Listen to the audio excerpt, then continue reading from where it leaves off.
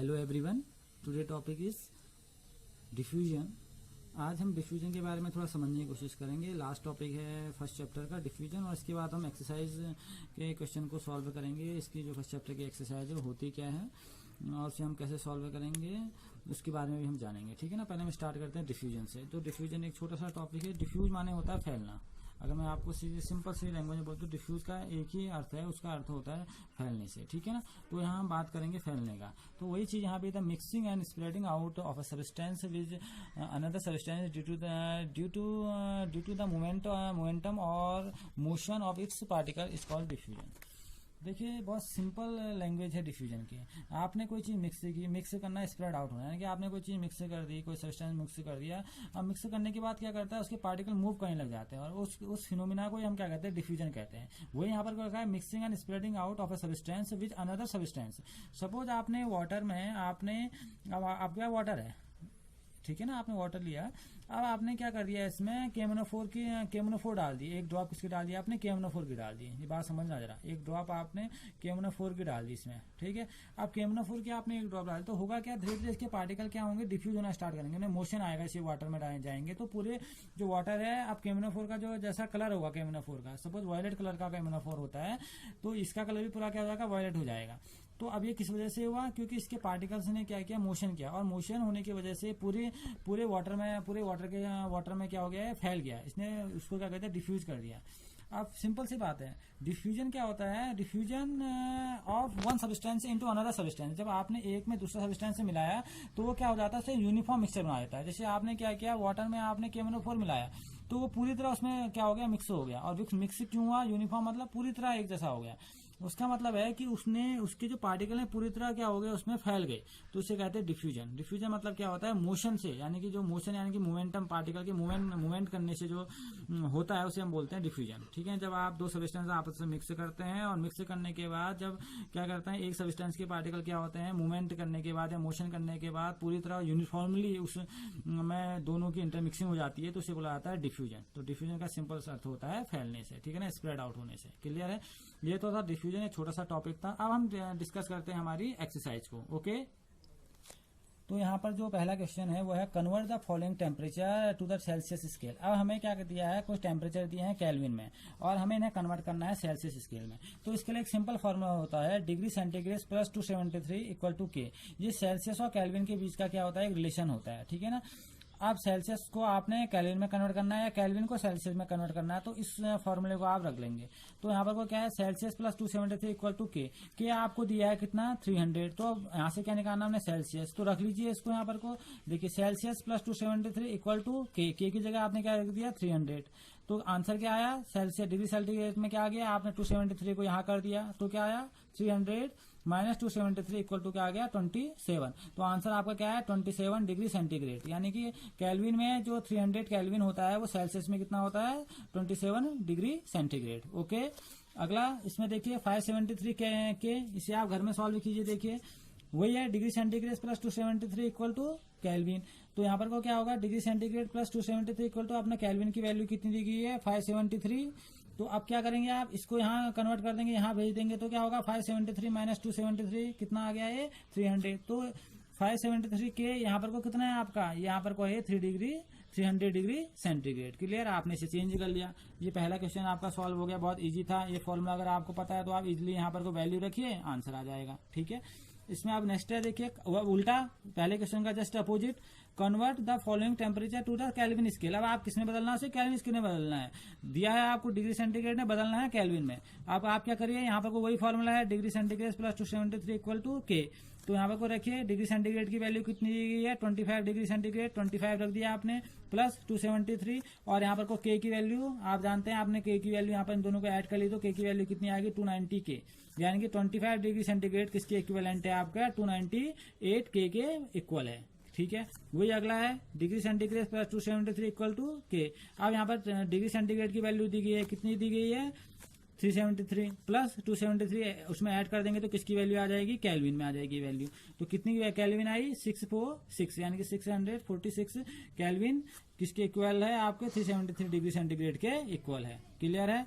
अच्छा, ये तो हमारा था कि हम कैसे डिग्री सेंटीग्रेड को केल्विन में चेंज करेंगे या केल्विन को कैसे हम डिग्री सेंटीग्रेड में चेंज करेंगे। एक सिंपल से फॉर्मूले में आप रखिए उसको Celsius plus 273 equal to kelvin, तो आप दोनों को एक दूसरे में क्या कर सकते हैं, कन्वर्ट कर सकते हैं। ठीक है ना। अब जो इसमें नेक्स्ट जो क्वेश्चन है इसमें वो क्या है देखिए, वो है गिव रीजन। अब रीजन दीजिए, कह रहा है naphthalene balls disappears with time without leaving any solid. ये कह रहा है नेफ्थलीन की जो बॉल होती हैं, आपने जो नेफ्थलीन की बॉल देखी होंगी, घरों में देखते होंगे आप, कपड़ों में रखी आती है नेफ्थलीन की बॉल्स, जो छोटी बॉल आती हैं, कपूर की गोलियां भी उनको बोलते हैं हिंदी में। तो ये जो चीजें हैं, ये कह रहा है ये नेफ्थलीन की जो बॉल है, ये बात समझने की है कि ये डिसअपियर हो जाती है, कह रहा है, यानी कि सॉलिड से डायरेक्ट किसमें बदल जाती है, दूसरी स्टेज में चले जाती है विदाउट लिक्विड, यानी लिक्विड में नहीं आती है। कह रहा है naphthalene ball disappears with time without leaving any solid. बात समझ आना आप, यानी कि किसी और चेंज में नहीं आने का, यानी कि सीधे लिक्विड से गैस में या गैस से लिक्विड में चेंज हो जाना, यानी कि फर्दर एक स्टेज उसका नहीं आना। वो ऐसा क्यों होती है, यानी कि आप सॉलिड के फॉर्म में तो उसे रख देते हैं कपड़ों में, उसके बाद वो गायब हो जाती है। वो कैसे हो जाता है, वो प्रोसेस होती है आपकी सब्लिमेशन। वो प्रोसेस आपकी क्या है, सब्लिमेशन। यानी कि सब्लिमेशन की प्रोसेस में क्या होता है, जो आपका सॉलिड डायरेक्टली कन्वर्ट हो जाता है गैस में और गैस डायरेक्टली कन्वर्ट हो जाती है सॉलिड में। ठीक है। तो ये था आपका नेफ्थलीन बॉल जो डिसअपियर होती हैं, वो क्यों होती है, वो प्रोसेस होती है आपकी सब्लिमेशन से। वो हीट लेती है सराउंडिंग से, जैसे आपने कपड़ों के बीच में रखा तो वहां पर उनको क्या मिली, हीट मिली, और हीट मिलने के बाद वो सॉलिड डायरेक्ट किस में कन्वर्ट हो जाता है, गैस में, और फिर वो डिसअपियर हो जाता है, आपको दिखाई देना बंद हो जाता है, क्योंकि कुछ समय के बाद वो गायब हो जाता है। वजह है सब्लिमेशन। ओके। अब है अगला, we can get the smell of perfume sitting several metres away. जैसे हम लोग परफ्यूम डालते हैं तो परफ्यूम जैसे किसी एक ने डाला होगा तो उसकी खुशबू बहुत दूर तक आती रहती है। उसकी वजह क्या है, अभी मैंने आपको बताया डिफ्यूजन। डिफ्यूजन माने क्या होता है, फैलना। तो ये किस प्रोसेस की वजह से होता है, डिफ्यूजन के उससे। उसमें क्या होता है, परफ्यूम में क्या होता है, गैस के पार्टिकल्स होते हैं, लिक्विड के पार्टिकल है उसमें, वो गैसियस स्टेज में रहते हैं। अब हम जैसे उसको अपने बॉडी में या कपड़ों में उसको हम डालते हैं तो होता क्या है, उसके पार्टिकल मूवमेंट करने लग जाते हैं एयर के साथ, जिसके वजह से क्या होते हैं, फैलने लग जाते हैं और उसकी खुशबू बहुत दूर तक हमें क्या होती है, आने लग जाती है। तो वजह क्या है उसकी, the process of diffusion. Clear. अच्छा, अगला क्वेश्चन है इसमें, नेक्स्ट क्वेश्चन है इसमें, increasing order of force of attraction. यहाँ पर आपको 3 दिए होंगे आपकी बुक में, ऑक्सीजन, वाटर और शुगर। इसको फोर्स ऑफ अट्रैक्शन के इंक्रीजिंग ऑर्डर में रखिए बोला था। तो देखिए सबसे ज्यादा फोर्स ऑफ अट्रैक्शन किस में होता है, सॉलिड में, उससे कम होता है लिक्विड में, और सबसे कम होता है आपका गैस में। क्योंकि सॉलिड के जो मॉलिक्यूल्स होते हैं क्या होते हैं, यानी कि जो उनके पार्टिकल होते हैं, एटम्स होते हैं, एक दूसरे के काफी नजदीक होते हैं, तो उनके बीच में गैपिंग कम होती है, जिसकी वजह से इनका फोर्स ऑफ अट्रैक्शन बहुत हाई होता है। इसकी वजह से सबसे ज्यादा फोर्स ऑफ अट्रैक्शन किसका होगा, शुगर का, फिर कम किसका होगा, वाटर का, और फिर कम किसका होगा, आपका गैस का। तो हम बोल सकते हैं oxygen is less than water, water is less than sugar, यानी कि सबसे ज्यादा शुगर का, फिर वाटर का, और लास्ट में किसका, आपका ऑक्सीजन का। ठीक है ना। ये इनका क्या है, इंक्रीजिंग ऑर्डर है। सबसे कम ऑक्सीजन, फिर उससे थोड़ा ज्यादा वाटर, और उससे सबसे ज्यादा शुगर। ठीक। अगला क्वेश्चन है इसमें, वो है आपका physical state of water at, water की फिजिकल स्टेट 25 डिग्री सेंटीग्रेड में क्या होगी। कि देखिए 20 जो वाटर होता है वो 0 से 100 डिग्री सेंटीग्रेड के बीच में रहता है। देखिए होता क्या है, 25 डिग्री सेंटीग्रेड को बोला जाता है रूम टेम्परेचर। हम जब भी रूम में होते हैं बोला जाता है रूम टेम्परेचर। और रूम टेम्परेचर में आप जानते हैं जो वाटर होता है किस स्टेज में रहता है, हमेशा लिक्विड स्टेज में रहता है। जैसे घर में पानी देखते हैं तो पानी भी क्या है, वाटर ही तो है वो, तो किस स्टेज में है, वो लिक्विड स्टेज में है। तो 25 डिग्री सेंटीग्रेड लिक्विड स्टेट हो गई।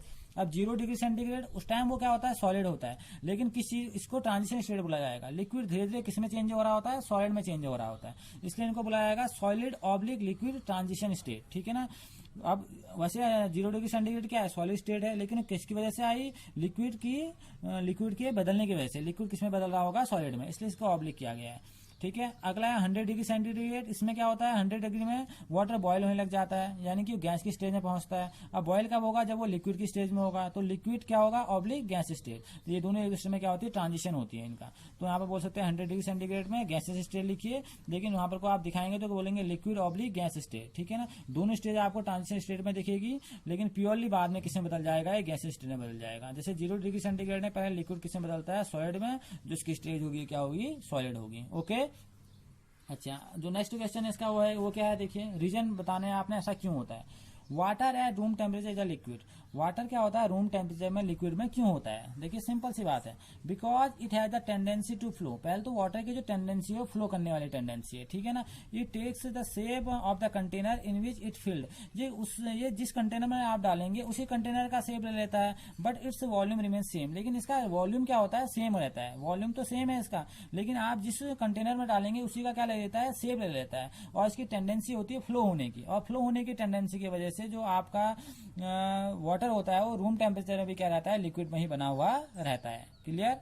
अच्छा, अब बी वाला इसका एन आयरन अलमीरा is a solid at room temperature. जो आपकी अलमारी होती है, आयरन की जो अलमारी होती है वो सॉलिड क्यों रहती है रूम टेम्परेचर पर? इसका रीजन बताना है। तो वजह क्या है उसकी होने की? वजह यह है कि because its shape and volume are definite और फिक्स्ड।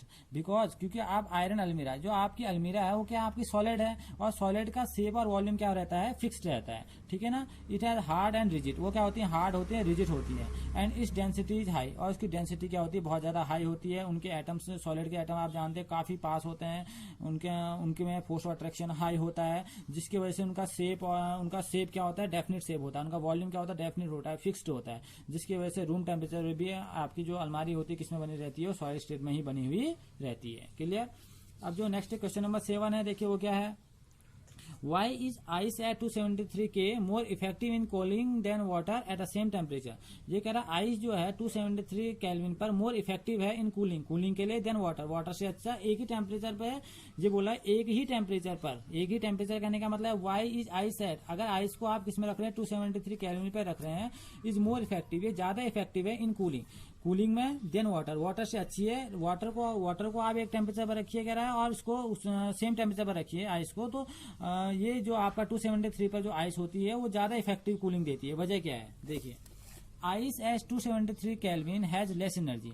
आइस की जो 273 केल्विन पर जो एनर्जी होती है लेस एनर्जी होती है, ठीक है ना, देन वाटर से कम एनर्जी होती है। Water is having additional latent heat of fusion. Water के पास क्या होता है? अपना additional latent heat of fusion होता है, यानी लेटेंट मैंने आपको बताया था उसकी अपनी जो एनर्जी होती है, ठीक है ना, उसकी छुपी हुई जो एनर्जी होती है, इसे हिडन हीट ही बोला जाता है, ठीक है ना। Hence at 273 kelvin ice is more effective cooling than water. इसकी वजह से आइस क्या होती है? ज्यादा इफेक्टिव होती है कूलिंग में वाटर से ज्यादा, यानी कि आइस 273 के एक बार ज्यादा कूलिंग इफेक्ट दिखाएगी वाटर से, ठीक है ना। वजह है उसकी, आप बात समझ में आया ना। वजह क्या है कि जो वाटर है उसको एडिशनल हीट चाहिए, having additional latent of heat, उसको ज्यादा एडिशनल हीट चाहिए, यानी कि लेटेंट हीट जिसकी मैंने बात की, जो उसके पास हिडन हीट तो है लेकिन उसको एडिशनल कह रहा है ना। वाटर है additional latent heat of fusion, उसके एडिशनल की जरूरत होती है। लेकिन जो आइस 273 केल्विन पर होती है उसको लेस एनर्जी की जरूरत होती है वाटर से, यानी कि कम एनर्जी में क्या हो जाती है? ठंडा होने लग जाती है। लेकिन वाटर को ठंडा होने के लिए ज्यादा एनर्जी की जरूरत पड़ती है, ठीक है ना। इसलिए जो आइस होती है 273 पर ज्यादा इफेक्टिव होती है कूल करने के लिए वाटर से, ठीक है। अगला है व्हाट प्रोड्यूस मोर सर्व्स बन cooling boiling water and steam. अगर आप सपोज के लिए आपने वाटर बॉयल कर रखा और स्टीम बॉयल कर रखी, यानी कि वाटर बॉइलिंग वाटर और स्टीम है आपका, एक पानी आपका बॉयल हो रखा और एक स्टीम है, आप ज्यादा किससे आप ज्यादा किससे आप जल सकते हैं, यानी आपको ज्यादा इफेक्ट कौन पहुंचाएगा? तो ज्यादा आपको इफेक्ट पहुंचाएगी स्टीम, क्योंकि स्टीम के पास क्या होती है अपनी क्या होती है? लेटेंट हीट बहुत ज्यादा होती है, ठीक है ना। इसका मतलब है वो ज्यादा अमाउंट में क्या करती है? एनर्जी क्या करती है? प्रोड्यूस करती है स्टीम, जिसकी वजह से अगर आप स्टीम में से अभी आप देखते होंगे घर में आप कभी पानी बॉयल करते होंगे, उसमें हाथ डालेंगे तो उससे आपका हाथ कम जलेगा, कम बर्न होगा। लेकिन अगर वहां पर जो वेपर निकल रही होगी, जो आपने भाप बोलते हैं हम इसे वेपर, ठीक है ना, जिसे हम स्टीम बोलते हैं, अगर आपका हाथ उससे टच हो गया तो आपको ज्यादा जलन महसूस होगी, आपको ज्यादा दर्द होगा, ज्यादा पेन होगा। वजह क्या है कि जो स्टीम होती है, स्टीम के पास क्या होता है? एक्स्ट्रा अमाउंट में क्या होती है? लेटेंट हीट होती है, जिसकी वजह से वो क्या होती है? हमारे लिए ज्यादा क्या होती है? इफेक्टिव होती है, ठीक है, यानी कि वो ज्यादा हमें नुकसान पहुंचाएगी, ठीक। क्योंकि कह रहा है release the extra amount of latent heat which is has already taken during vaporisation, क्योंकि वेपराइजेशन के थ्रू स्टीम में क्या होता है? ज्यादा अमाउंट में हीट क्या होती है? प्रोड्यूस होती है। क्लियर? तो ये है आपका क्वेश्चन नंबर 8।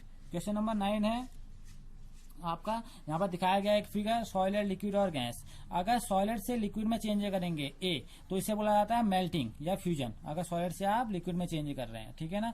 अगला है इसमें लिक्विड से गैस में चेंज कर रहे हैं, इसे बोला जाता है लिक्विड टू गैस, वेपराइजेशन या इवेपरेशन। या तो वेपराइजेशन होगा या तो फिक्स टेम्परेचर पर काम करेगा, ठीक है ना, उसे बोला जाएगा वेपराइजेशन, या किसी भी टेम्परेचर पर हो जाएगा, उसे बोला जाएगा इवेपरेशन, ठीक। अगला यहाँ पर लिक्विड टू सॉलिड है, तो ये आपका क्या है? आपका फ्रीजिंग। लिक्विड टू सॉलिड जो है वो आप बोलेंगे फ्रीजिंग या सॉलिडिफिकेशन बोलते हैं हम उसे। और अगर हम गैस टू लिक्विड बोल रहे हैं तो ये बोला जाता है आपका कंडेंसेशन या लिक्विफिकेशन। और सॉलिड टू गैस है आपका सब्लिमेशन, या गैस टू सॉलिड आपका क्या है, वो भी क्या है, सब्लिमेशन है। आज हमने जाना एक्सरसाइज आप के इसके बारे हर में। एक क्वेश्चन को नोट करिए, नोट करने के बाद इसके आंसर लिखिए। ओके, ये आपका था एक्सरसाइज। ओके, आज पहला चैप्टर आपका यहाँ पर को पूरा होता है। Okay, thank you.